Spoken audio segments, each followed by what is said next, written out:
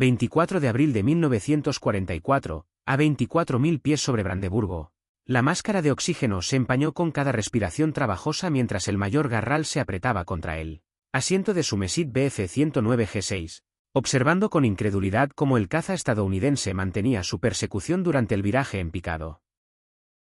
Sus auriculares crepitaban con las voces aterrorizadas de los mejores pilotos de Yakasada 11, hombres que habían dominado los cielos europeos desde 1940, y que ahora gritaban advertencias como novatos. Indiana a las 6 máxima. Él sigue conmigo a 400 km por hora. ¿Cómo es que sigue conmigo? Durante 3 años, Royal vivió según la ley de hierro del combate aéreo. Los cazas estadounidenses no pudieron seguir a los cazas alemanes a casa. Les faltaba alcance. Les faltaba rendimiento en altitud. Les faltó velocidad en la altura. Sin embargo, el P-51B Mustang, persiguiendo a su compañero, desafió todas las suposiciones que habían mantenido con vida a los pilotos alemanes desde 1941. Su motor Merlin, construido por Packard, cantó una canción de muerte a una altitud en la que los rayos y relámpagos estadounidenses se habían quedado sin aire. A 600 metros de su base en Inglaterra, este Mustang aún tenía combustible para otra hora de combate y el viaje de regreso a casa. El propio indicador de combustible de RAL marcaba 15 minutos hasta Brandeburgo. Las matemáticas de la superioridad aérea, la distancia, la altitud y la resistencia se invirtieron en una sola mañana. Los cazadores se habían convertido en los cazados de su propia capital. Lo que el mayor R presenció aquella mañana de abril no fue simplemente un nuevo caza estadounidense, sino el comienzo de la destrucción sistemática de la Luftwaffe. En el plazo de un año, la fuerza que había aterrorizado a Europa perdería el 75% de sus pilotos, el 90% de sus líderes experimentados y la superioridad aérea completa sobre la propia Alemania. El arma de esta destrucción fue un avión diseñado en solo 102 días, propulsado por un motor británico, construido en cantidades que desafiaban la comprensión alemana y pilotado por pilotos que parecían multiplicarse más rápido de lo que podían ser derribados. La crisis se venía gestando desde el 17 de agosto de 1943, cuando la octava Fuerza Aérea de Estados Unidos perdió 60 fortalezas voladoras B-7 en un solo día, al atacar Windford y Regensburg. Las matemáticas de la campaña de bombardeos habían llegado a un punto de inflexión crítico. Los bombarderos estadounidenses sufrían pérdidas entre el 20 y el 25% en incursiones de penetración profunda, mientras que la producción de cazas alemanes en realidad estaba aumentando a pesar de los bombardeos. El general mayor Adolf Galland y el general Deak Fleger habían revisado las cifras con satisfacción en su cuartel general en Berlín. Los estadounidenses estaban perdiendo bombarderos más rápido de lo que podían entrenar a sus tripulaciones. Cada B-17 transportaba 10 hombres, 10 especialistas altamente entrenados que requerían meses de preparación. La Luftwaffe intercambiaba un piloto de caza por 10 tripulantes de bombarderos, un tipo de cambio que favorecía decisivamente a Alemania. Los estadounidenses deben retroceder en Arkan, había dicho Galland a su Estado Mayor en septiembre de 1943. Sus cazas carecen del alcance necesario para escoltarlos más allá del Riñe. Por lo tanto, podemos concentrar nuestras fuerzas, esperar a que las escoltas regresen y luego masacrar a los bombarderos a nuestro antojo. La estrategia estaba funcionando. El 14 de octubre de 1943, Jueves Negro, la octava Fuerza Aérea perdió 60 bombarderos y 650 hombres en otro ataque a Windford. La campaña de bombardeos estadounidense se detuvo durante 4 meses. No se produjeron grandes incursiones que penetraran profundamente en Alemania. La Luftwaffe aparentemente había ganado la batalla por la superioridad aérea mediante el simple recurso de la geografía, sin que los pilotos alemanes lo supieran. Una extraordinaria convergencia de genio de la ingeniería y poderío industrial ya estaba revirtiendo su victoria. El P-51 Mustang norteamericano nació a partir de una demanda británica en abril de 1940. Fue diseñado en apenas 102 días y el prototipo voló apenas 149 días después de la firma del contrato, una velocidad de desarrollo que habría sido imposible en cualquier otra nación. Inicialmente impulsados por el motor Allison Mayo de 1710, los primeros Mustang resultaron decepcionantes por encima de los 15.000 pies, precisamente donde se necesitaba escolta de bombarderos. Pero en abril de 1942, el piloto de pruebas de Rolls-Royce Ronald Archer sugirió equipar el Mustang con el motor Merlin. Esta unión de la aerodinámica estadounidense y el poder británico produciría el avión de combate más decisivo de la guerra. La Packard Motor Company de Detroit había comenzado la producción bajo licencia del motor Merlin en agosto de 1941, aplicando técnicas de producción en masa estadounidenses a la ingeniería de precisión británica. A finales de 1943, Packard producía cientos de motores Merlin mensualmente, cada uno de los cuales desarrollaba aproximadamente 650 caballos de fuerza en altitud, donde los pilotos alemanes se sentían más seguros. El coronel Thomas Hitchcock, agregado militar estadounidense en Londres y expiloto de la Primera Guerra Mundial, había escrito un informe profético en julio de 1942. El P-51 con motor Merlin sería superior a cualquier caza existente en el mundo por encima de los 25.000 pies. Tendría el alcance suficiente para escoltar bombarderos a Berlín y de regreso. Este solo avión podría cambiar toda la situación estratégica en Europa. El 1 de diciembre de 1943, una formación de Focke-Wulf FW-19 de Jagdgeschwader 2 se acercó a los bombarderos estadounidenses cerca de Solingen, confiados de que las escoltas habían regresado. Los pilotos eran veteranos con miles de victorias combinadas, que ejecutaban un patrón de ataque bien ensayado que habían perfeccionado durante 18 meses. La escolta se está alejando, informó un jefe de personal, mientras observaba a los P-47 Thunderbolts agitar sus alas en señal de despedida a los bombarderos, iniciando la aproximación de ataque. Pero mientras los FW-19 se lanzaban a su ataque en picado, voces urgentes resonaban en sus radios. Indios todavía con los bombarderos, nuevo tipo, manteniendo la escolta. 8 P-51B Mustangs del 354º Grupo de Cazas, el Pioneer Mustang Group, permanecieron con los bombarderos. Sus tanques de combustible les habían proporcionado 150 millas adicionales de alcance, suficiente para extender la cobertura de escolta hasta lo profundo de Alemania. Los pilotos alemanes, condicionados por 18 meses de ataques indiscutibles a bombarderos sin escolta, no estaban psicológicamente preparados para la oposición de los cazas a esa distancia. El 13 de diciembre de 1943 trajo consigo un shock más amplio. La primera incursión importante con una importante escolta de P-51 penetró hasta Kiel, a 420 millas de la base aliada más cercana.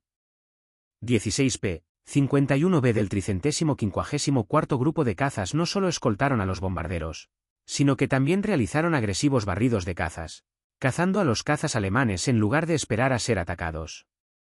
El mayor Georg Peter Schauder, al mando de 3 JG-1, se encontró con los Mustangs cerca de Bremen.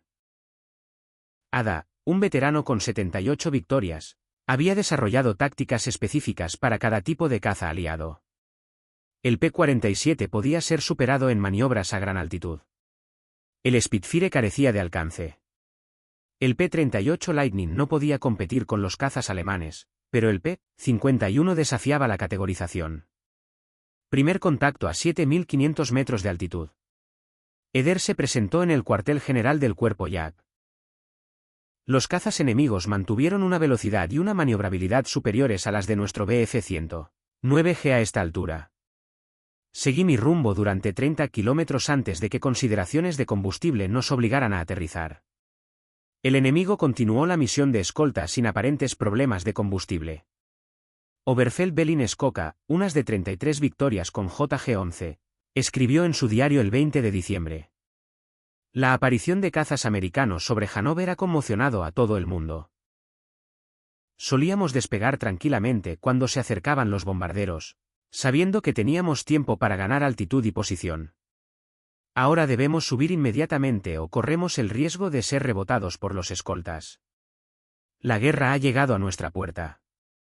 Las estadísticas de rendimiento del P-51B cuando la inteligencia alemana finalmente obtuvo datos precisos en enero de 1944 causaron incredulidad en los niveles más altos de la Luftwaffe.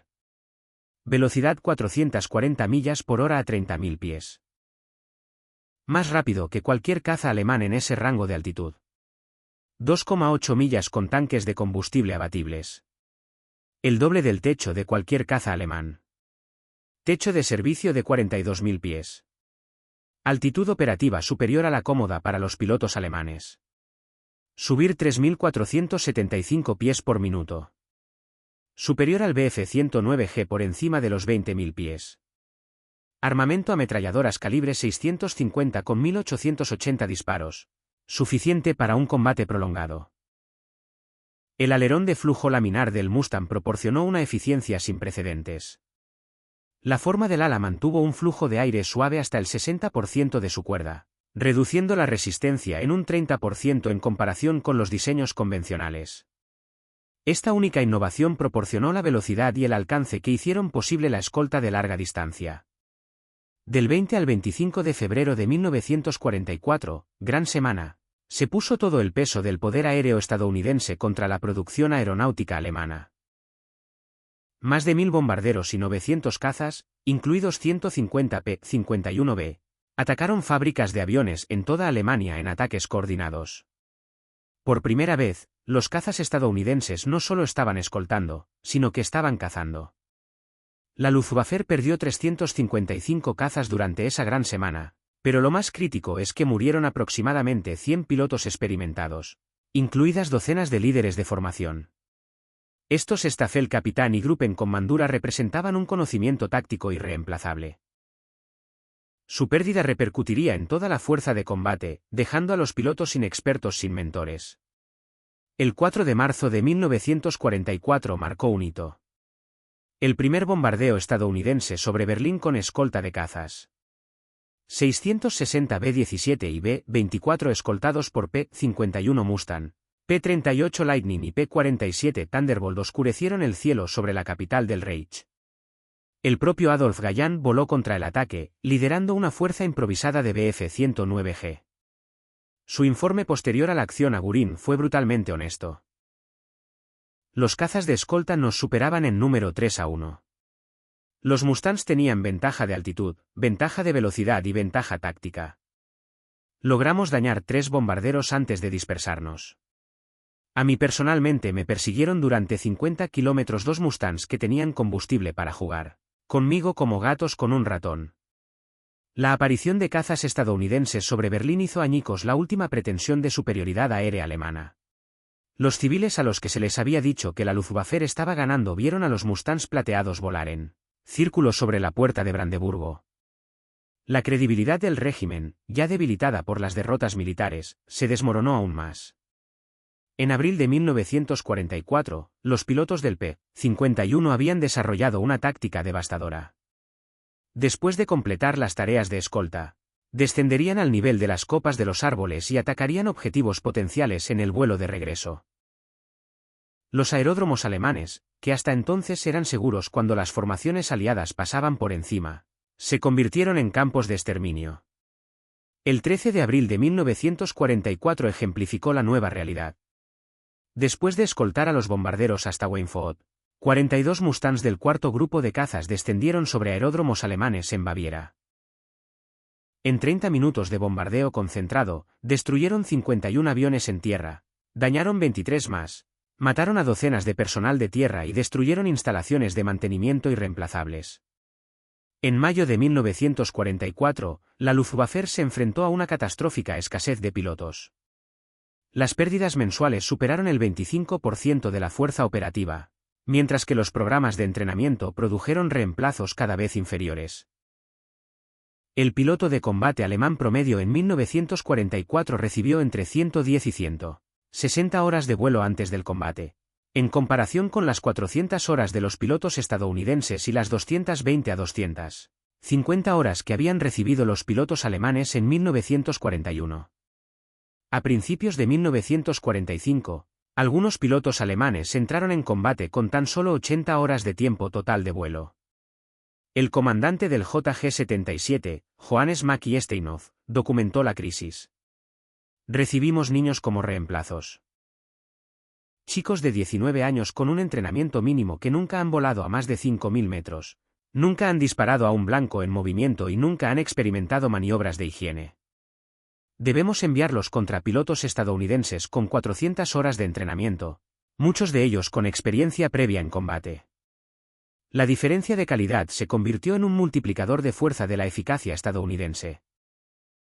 El capitán Don Gentile, del cuarto grupo de cazas, quien lograría 21 victorias aéreas, observó: para la primavera del 44, la mitad de los pilotos alemanes con los que nos topamos eran fáciles de derribar.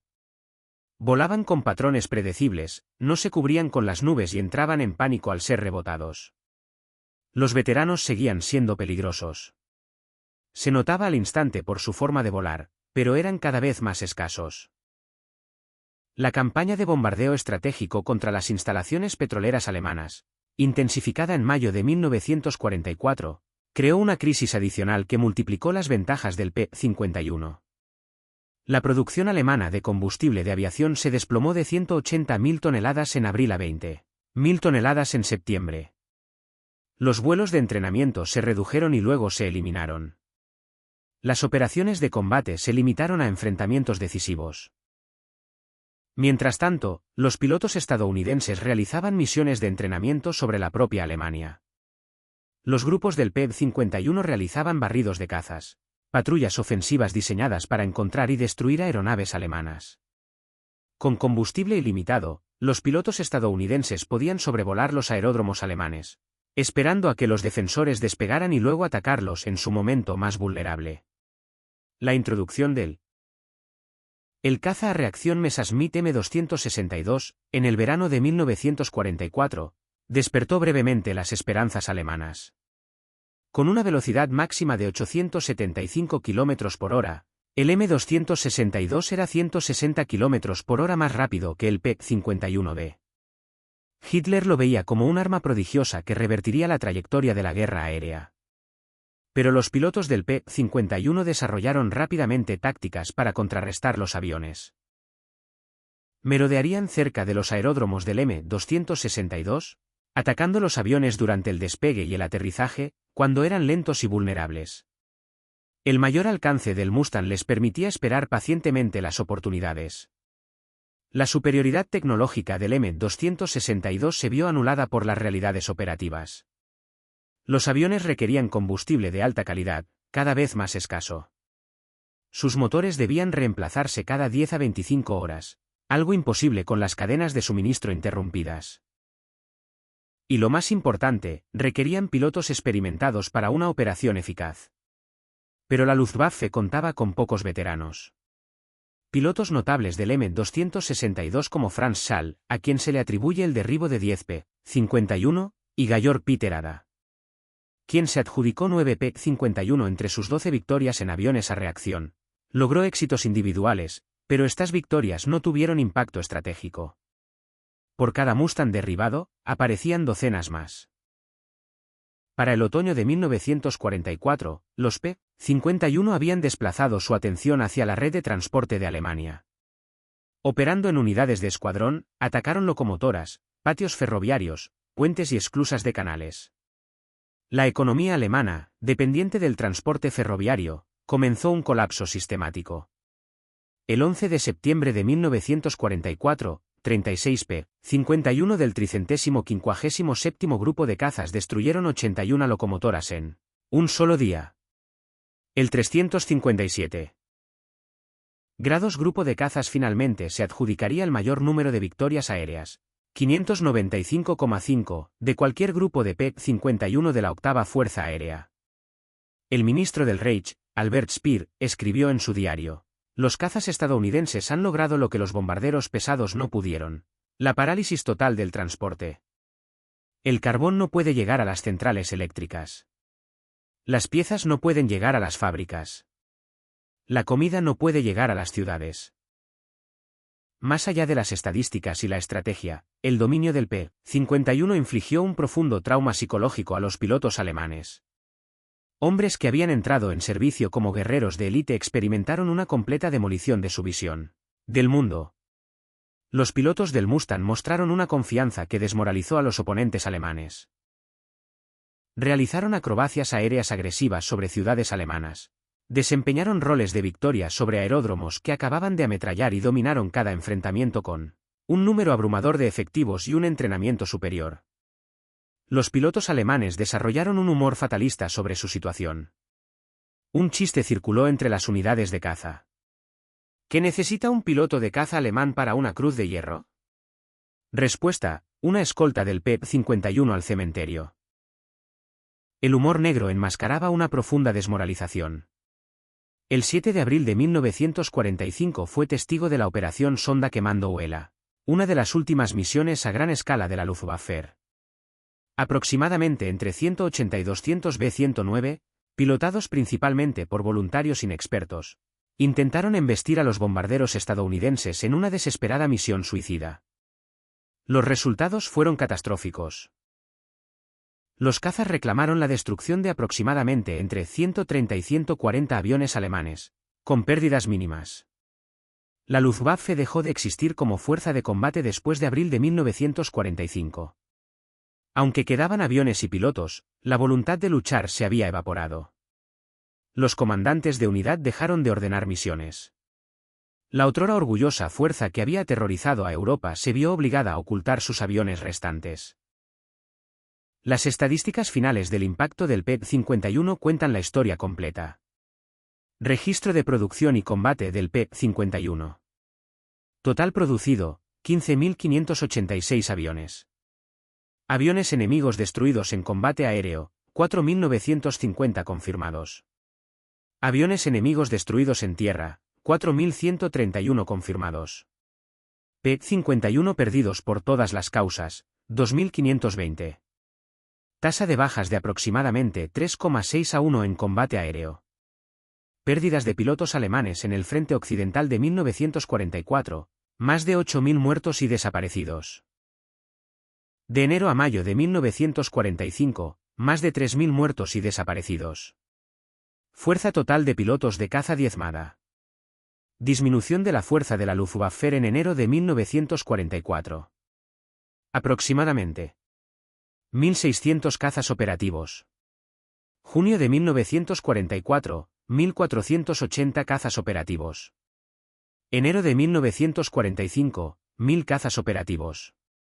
Abril de 1945, 325 cazas operativos. Horas de entrenamiento.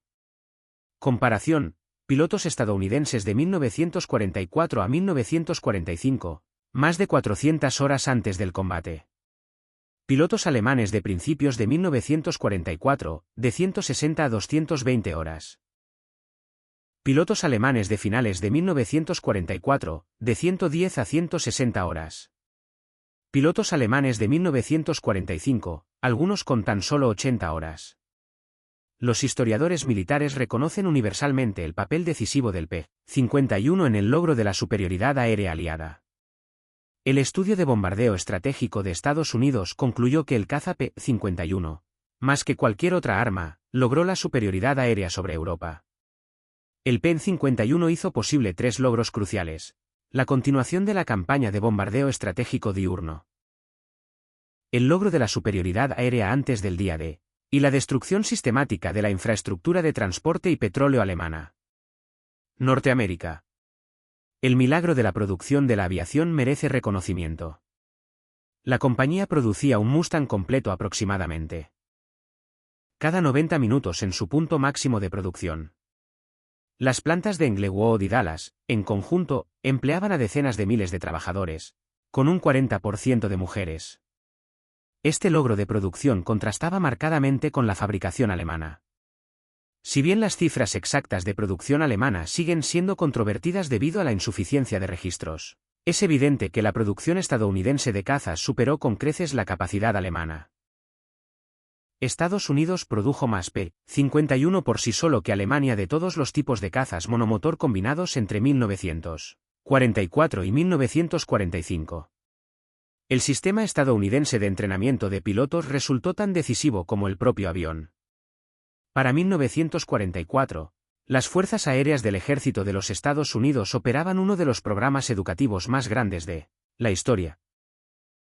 Cada piloto progresaba a través de un entrenamiento primario de 65 horas, un entrenamiento básico de 75 horas, un entrenamiento avanzado de 100 horas y un entrenamiento operativo de más de 160 horas.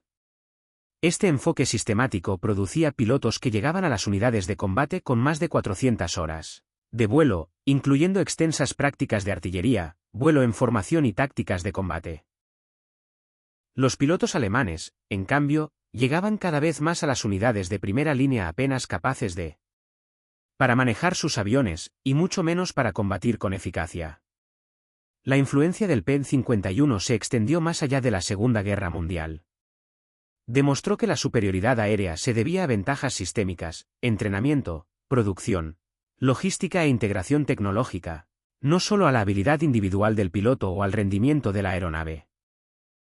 El ex-as de la Luftwaffe, Adolf Galland, admitió posteriormente que el P-51 no era necesariamente superior a los cazas alemanes en todos los aspectos, pero era suficientemente bueno en todos los aspectos, se producía en cantidades abrumadoras, era pilotado por pilotos bien entrenados y contaba con el apoyo de recursos ilimitados. Esta combinación era imbatible. En una conferencia de la OTAN en 1975, el general Günter Rall, quien sobrevivió a la guerra con 275 victorias, reflexionó sobre el impacto del P-51. El Mustang no solo derrotó a la Luftwaffe, destruyó el concepto mismo de superioridad aérea tal como lo entendíamos. Pensábamos en términos de combate individual, habilidad del piloto y victorias tácticas.